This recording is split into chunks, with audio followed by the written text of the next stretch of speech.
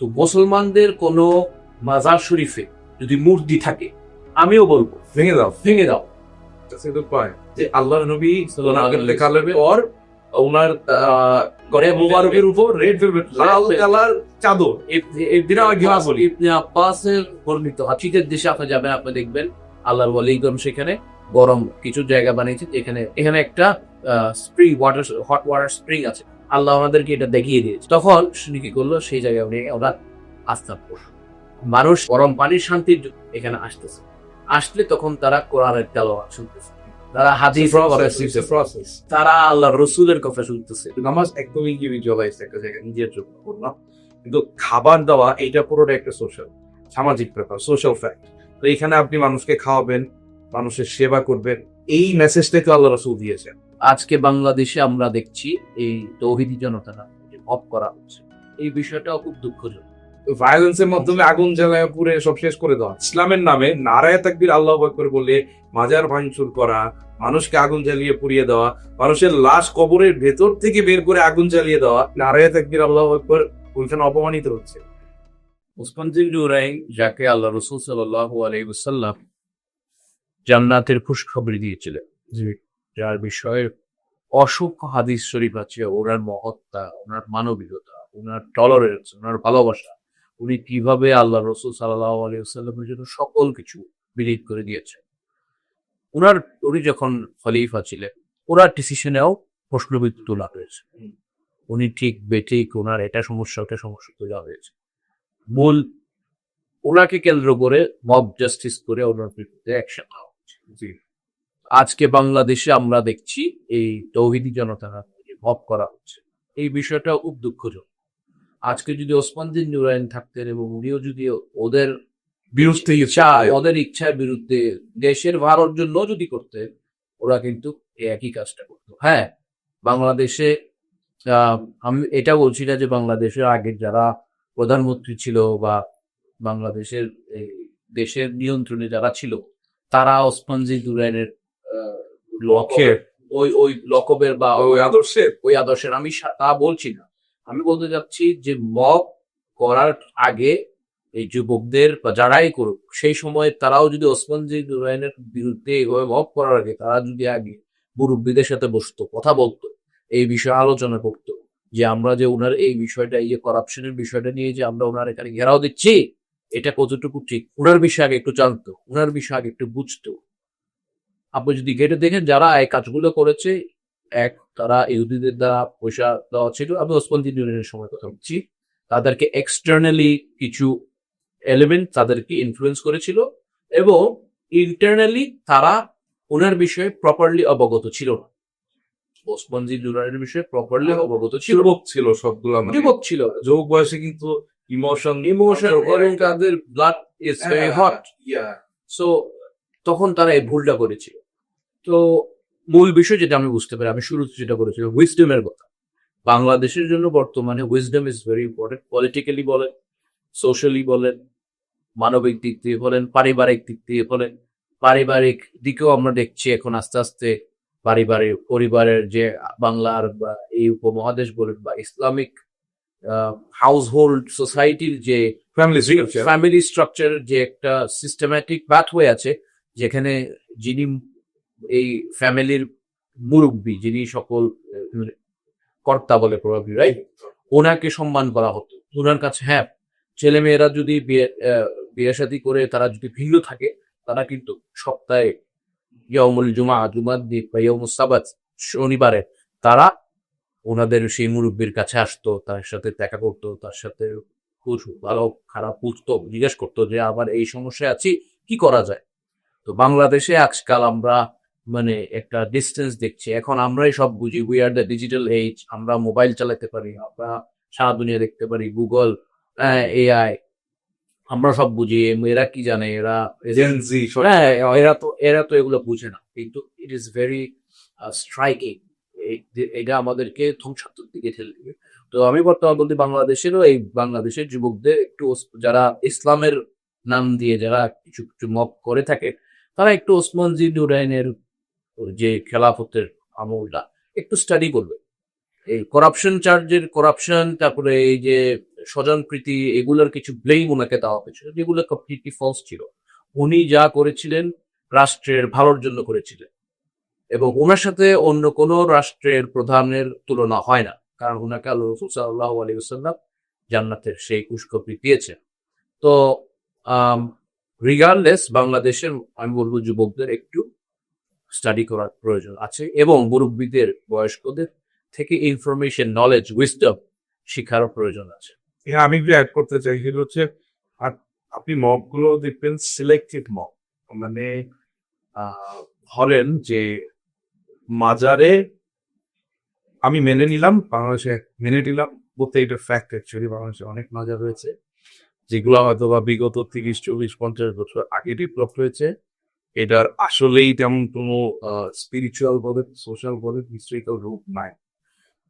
এটা আছে বাংলাদেশে কিছু কিছু অঞ্চলে, নাই এমন না। এবং সেখানে অসামাজিক কিছু কার্যকলাপ হয়, মাদক সেবন থেকে শুরু করে ব্লা ব্লা ব্লা অনেক কিছু হয়। সো আমি মানলাম একটা সার্কিটের জন্য ওইখানে আমরা সামাজিকভাবে মব না বলি, যান সামাজিকভাবে গিয়ে আমরা ওইখানে একটা প্রতিরোধ করে।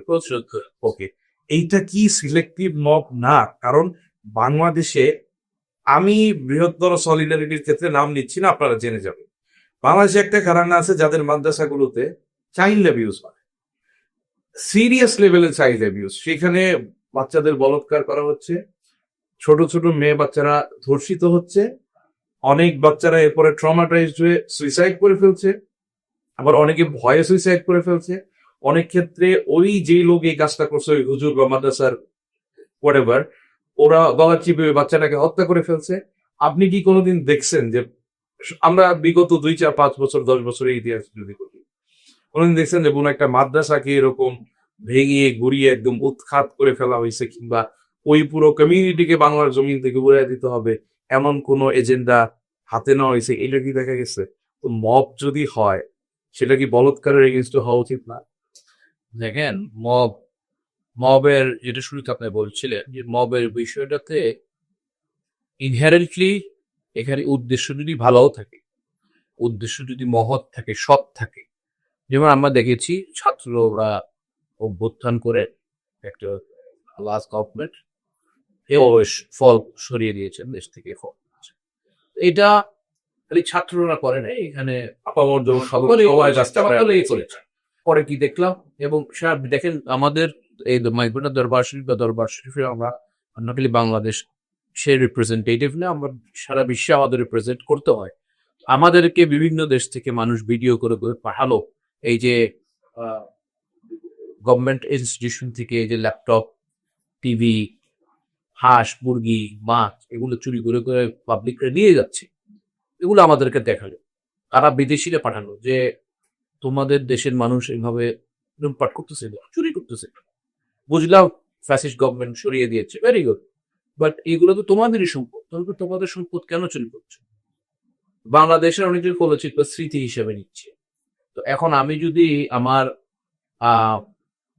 লেটস সে আমার ভাইয়ের বাড়িতে, যাকে আমি খুব পছন্দ করি, তার বাড়ি থেকে আমি একটা জিনিস নিয়ে গেলাম, পরে সে আমাকে যখন জিজ্ঞেস করলো, আমি বললাম তোমার স্মৃতির জন্য রেখেছি, এটা হলো, এটা কি চুরি না? আমি কি তার অনুমতি নিয়েছি? আমি কি গভর্নমেন্ট থেকে, সরকার থেকে কি অনুমতি নিয়েছি? এই হাঁসটা আমি চুরি করলাম। আমি এই জায়গায় একটা প্যাটার্ন দেখেছি, যারা ছাত্র জনতার যারা রিপ্রেজেন্টেটিভ ছিল বা যারা মুখপাত্র ছিল বা তাদের ফলোয়ার, আমরা দেখলে বুঝিত কারা স্টুডেন্ট আর কারা ওই তৌহিদি গ্রুপে পড়ে। তো ওরা কিন্তু এই যে চুরিগুলা করে নাই। এই একটা পার্টিকুলার গ্রুপ অফ পিপল আছে যাদের মধ্যে ভায়োলেন্সটা আমার মনে হয় মিশে গেছে অনেকটা। এদেরও রিফরমেশন দরকার বলে আমি মনে করি।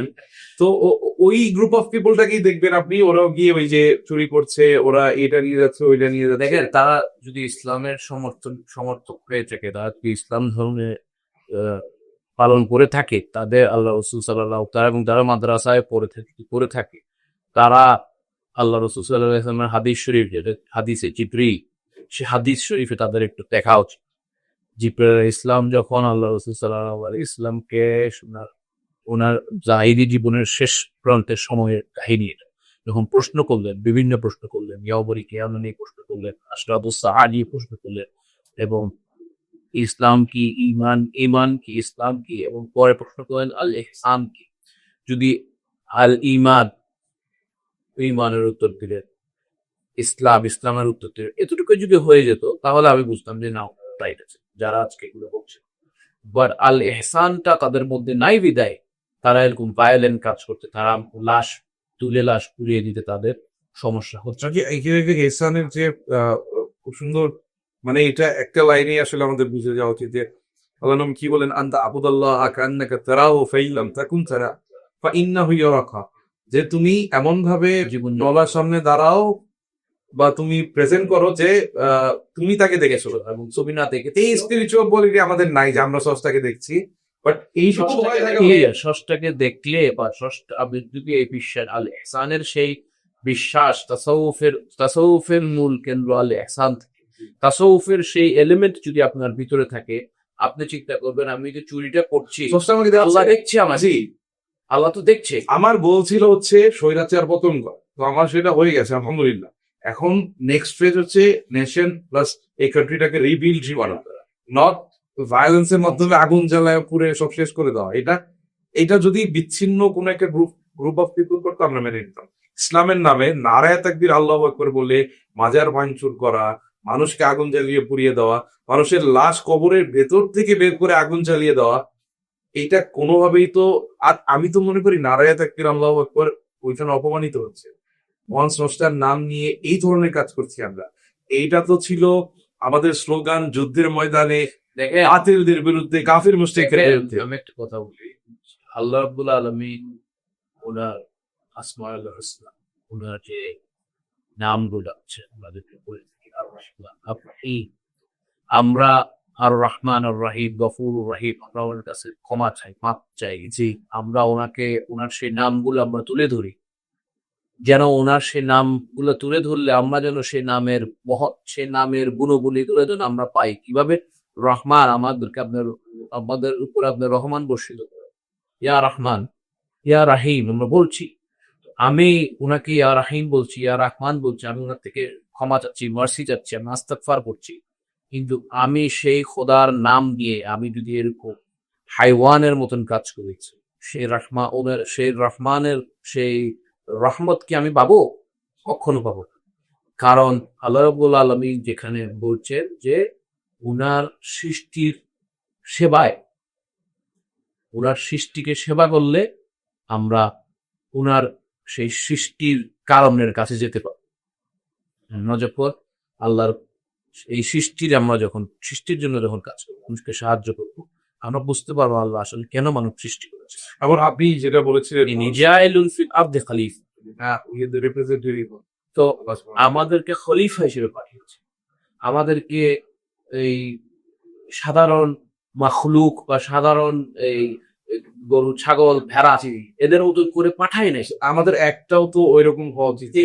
হ্যাঁ, আপনি আরেকটা কথা বলেছিলেন যে মানুষ খাওয়ানো, দেখেন আপনি বললেন যে সৃষ্টির সেবা, তো আল্লাহ নবী হিজরত করে মদিনায় যখন প্রথম আসতেন তখন 3টা আদেশ দিলেন। প্রথমটা হচ্ছে তো দেই মুতাম, যে তোমরা খাওয়াও, তারপরে বললেন যে তোমরা সালাম দাও একে অপরকে, 3 নম্বরে গিয়ে বললেন যে কিয়ামুল লাইলের কথা, যে রাতের বেলা তোমরা অধিক সময় নামাজ আজ করো। আমরা যদি এখানে ক্যাটাগরাইজ করি, তাকে প্রথমে কিন্তু বললেন মানুষকে খাওয়াবার জন্য, এইটা কি নামাজের সাথে সম্পৃক্ত?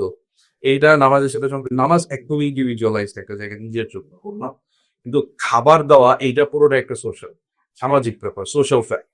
তো এখানে আপনি মানুষকে খাওয়াবেন, মানুষের সেবা করবেন, এই মেসেজটাই তো আল্লাহ রাসূল দিয়েছেন।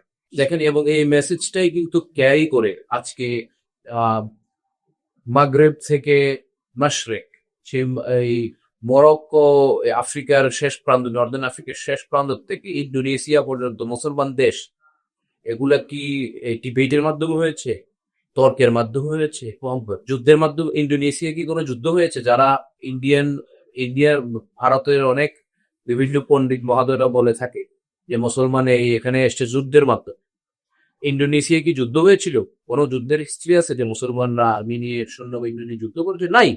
ওখানে that is the most highly populated Muslim country in the world, Indonesia. So কিভাবে থ্রু আল্লাহর এই যে ওলিগণ কি করেছেন, ওনারা ওই দেশে যে কি চোর করে মসজিদ করেছেন, জায়গা দখল করেছেন, ওদের মন্দির ভেঙে দিয়েছেন? না, ওনারা প্রথমে সেইখানে তাদের সোশ্যাল যে নেসেসিটি যেটা, যদি ওখানে দেখছেন খাবার দরকার, ওখানে লাঙ্গার তুলেছে, যদি দেখছেন ওখানে শীতের বা গরমে মানুষের জন্য শান্তির একটা জায়গা দরকার, কাজ সাথে একটা আস্তানা করেছে যেখানে মানুষ দিনের সেই থেকে শীতের দেশে আপনি যাবেন, আপনি দেখবেন আল্লাহর ওয়ালিগণ সেখানে গরম কিছু জায়গা বানিয়েছে যেখানে ধরেন এখানে একটা spring water, hot water spring আছে মাটির নিচে, কেউ জানে না, আল্লাহ আমাদেরকে এটা দেখিয়ে দিয়েছে। সে আল্লাহর বলি গিয়ে বলছে এই জায়গায় তুমি গর্ত করো, যেহেতু যে গরম পানি আসছে শীতের দেশে, উজবেকিস্তান বলেন বা রাশিয়া বলেন, তখন শুনি কি করলো সেই জায়গায় উনি ওনার আস্থা করল। মানুষ সেই গরম পানির জন্য, গরম পানির শান্তির জন্য, যেটা একটা বরফ এখানে আসলে তখন তারা কোরআনের তেলাওয়াত শুনতেছে, তারা হাদিস, তারা আল্লাহ রসুলের কথা শুনতেছে, তারা আল্লাহর এই বিভিন্ন নবীদের কথা শুনতেছে। আল্লাহ নবীর মহান জীবনী এমন যে সেটা শুনলে আপনি আকৃষ্ট হবেনই। আরেকটা বিষয় হচ্ছে যে কনকোয়ার তো দেখেন, ডাইনেস্টি গুলো দেখেন, এক এক সময় এক এক ডাইনেস্টি ছিল, এক এক পাওয়ার ছিল, রেজিম ছিল, চেঞ্জ হয়েছে। বাট আপনি যদি শুধু ইসলামিক স্টেট হিসেবে কনকোয়ার করেন, এটা সাস্টেনেবল কোনোদিনই হতো না আনলেস মানুষের মন জয় হয়েছে। মানুষের মন কিন্তু তলোয়ার দিয়ে জয় হয় নাই। সুফিরা আসছেন, সুফিরা এসে তাদের এই যে যা বললেন আপনি, ওভারঅল তাদের লাইফস্টাইল থেকে শুরু করে তাদের পার্সপেক্টিভ, তাদের থটস, এবং তারা তাসাউফের উপর যে নিজের জীবনকে প্রতিষ্ঠিত রেখেছেন, এইসব দেখে কিন্তু আসলে মানুষ ইসলামের দিকে ধাবিত হয়েছে। হ্যাঁ, আপনার একটা কথা আর্লি বলেছিলেন ভিডিওর বিষয়, বলেছিলেন গাছ কাটার বিষয়। দেখে আমাদের পূর্বপুরুষরা ওনারা 1600 শেষ দিকে ওনারা দুর্গা বেরোচ্ছি ওনার প্রাতিক আর ওনার ছেলে উনি এসেছিলেন এই গৌড়ে। তো উনি কি এখানে গাছ কাটতে এসেছিলেন? এখানে কাল দেখুন জাস্টিস হিসেবে। হ্যাঁ, তো যদি এখানে মানুষ না থাকে, জঙ্গল থাকে, কার বিষয়ে উনি হাকিম বলেন, কার বিষয়ে উনি চিফ জাস্টিস করছেন? তো আমাদের এখানে এরপরে ওনার বংশধর থেকে আমরা এসেছি। আমাদের পূর্বপুরুষদের মধ্যে এই যে আমাদের পূর্বপুরুষ যিনি এই মেজবানা তরিকার যিনি ফাউন্ডার, যিনি শেখ উত্তরিকা, যার এই যে কুতুব হজরত শেখ সৈয়দ আহমদুল্লাহ মেজবান্ডারি, ওনার জীবনে উনি কি কখনো জঙ্গল কাটা, গাছ কাটা এই কাজ করেছে? না। উনি মুহাদ্দিস ছিলেন, উনি তো এডুকেশনের পর শেখুল হাদিস, উনি একজন শেখুল হাদিস ছিলেন। তো এই যে বক্তব্যগুলো যে মাজার হয়েছে কেন, ওনারা গাছ কেটেছে, এটা কমপ্লিটলি নতুন ইনফরমেশন। আমি যিনি ভিডিও করেছেন ওনাকে আমি আপলোড করবো। আপনি whatever walk of life you are from, আপনি একটু কাইন্ডলি রিসার্চ একটু ভালো করে করেন, অথবা যেটা উনি বলছে এটা একটা সোর্স দাও। হ্যাঁ, একটা সোর্স দেন। হ্যাঁ, হতে পারে আপনি বলতেছেন মুঘলদের আমাদের কিছু এরকম সেটেলমেন্টের ব্যাপার আছে, এটার সাথে মাজারের কানেকশনটা ইট ইজ, আই থিঙ্ক আপনি একটু রিঅ্যাসেস করেন, আপনি একটু কাইন্ডলি একটু স্টাডি করেন। মানুষ বলতে আমরা সকলেই ভুল করি, আপনি ভুল করাটা ভেরি নর্মাল। এখানে এটা একটা বিষয়, এখানে আরো অনেক কিছু বিষয় আছে। আরেকটা বিষয় আপনি যেটা আমরা ডিসকাশন অন্যদিকে চলে গিয়েছে, সেটা হচ্ছে এই যে মাজারের উপর যে আমরা স্থাপত্য গুলা করি। দেখেন, আল্লাহ নবীর যুগের মসজিদ ছিল খেজুর পাতার মসজিদ ছিল, তখন কিন্তু বড় বড় অট্টালিকা ছিল না, এবং অনেক ওলামায়ে কেরাম, ফুকাহায়ে কেরাম, তারা কিন্তু এই যে মসজিদে যে আমরা কারুকার্য করি, এখন তো এসি পর্যন্ত লাগাইছি, এগুলা কিন্তু বেদাত, এবং বিদাতের সাইয়া ভালো বিদাত হিসেবে তারা কনসিডার করেন নাই। আবার আরেকটা গ্রুপ অফ উলামায়ে কেরাম তারা বলেছেন যে না, এটা ইসলামের সৌন্দর্যকে রিপ্রেজেন্ট করে। হ্যাঁ, সো এটা বিদাতে হাসানার ক্যাটাগরি, তো এটা বিদাতের মধ্যেই পড়ে। আল্লাহ রাসূলের যুগে ছিল না, মাইক ছিল না। আমরা কি কোনো কারণে আল্লাহ রাসূলের যুগে বা সাহাবীদের যুগে প্রমাণ পাই যে মাজারের উপর তপনের স্ট্রাকচার যাইছে? তখন তো আর নিশ্চয়ই 10তলা বিল্ডিং ছিল না, বা তুরস্কে গেলে আমরা যেমন দেখি একদম আলিশান ব্লু মস্কের মতো, আয়া সোফিয়ার মতো স্ট্রাকচার তখন ছিল না। তখন যাই ছিল ইট পাথরের যাই ছিল। তখন আল্লাহ নবীর যুগে কি কোনো এভিডেন্স আছে? আর ছিল কিনা? এখন আল্লাহ রসুল সাল্লাল্লাহু আলাইহি ওয়াসাল্লামের যুগে আপনি দেখতেন, প্রথম এক্সাম্পল আল্লাহ রসুল সাল্লাল্লাহু আলাইহি ওয়াসাল্লাম, ওনার বিষয়ে উনি যেখানে শুয়ে আছে, উনি যেখানে আছেন সেই জায়গাটা কিরকম? সেইখানে কি শুধু মাটি, কিছু নাই? আমরা একটু হাদিস শরীফে যদি দেখি, আমরা দেখতে পারবো যে সেইখানে আমি একটা হাদিস, স্পেসিফিক হাদিস কোট করতে চাচ্ছি, যেরকম একটা সাহি মুসলিম কিতাব আছে, আমরা এক্সাক্ট পেজটাও দেখিয়ে দিব। এখানে আমরা যদি হাদিস 966 নম্বর হাদিসে আসি, এখানে আবার আমার ইবনে সাদ ইবনে আবু ওয়াক্কাস সাহাবা, উনি বলছেন ওনার আব্বা যখন অসুস্থ হলেন, ওনার আব্বা উনি যখন অসুস্থ হলেন তখন বলা হলো যে আমার জন্য একটি লাহাদ বানায় এবং সেট আপ ব্রিক্স ওভার আমার আলা আমার আলা মানে উপর উপর আমার উপরে ইট ইট দাও, আরবিকে বলা হয়েছে লাবিনা, ইট দাও। এবং তারপর বলা হয়েছে সুনিয়া রাসূলুল্লাহ সাল্লাল্লাহু আলাইহি ওয়াসাল্লাম, যেভাবে করা হয় আল্লাহর রাসূলের দ্বারা আল্লাহ রসুলের উপরে এখানে ওনার ওখানে যেরকম করা হচ্ছে সেরকম আমাকে দাও। এখানে যদি খালি মাটি হয় তাহলে তো ওনার একজন সাহাবা, এটা সহিহ মুসলিমের হাদিস, উনি এই কথা বলে।